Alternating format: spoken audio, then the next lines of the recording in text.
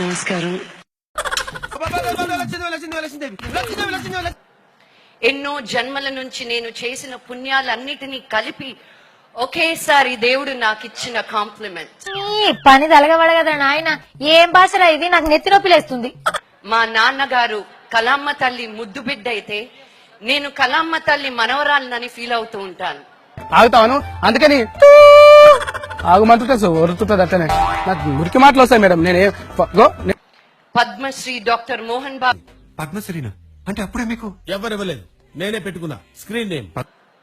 ఆ నాన్న అనే 2 అక్షరాల ప్రేమ గురించి చెప్పే ప్రయత్నం చేస్తాను.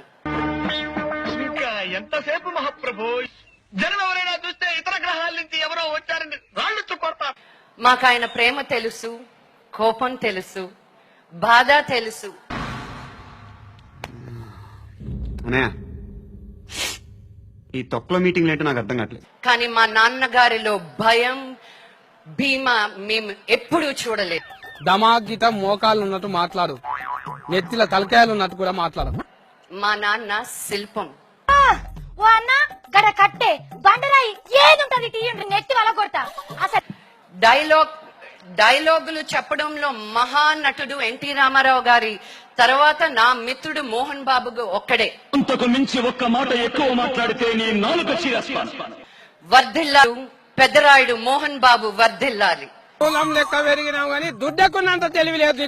చేయగలిగిందల్లా ఒక్కటే, నాన్నగారి పేరు నిలబెట్టడం.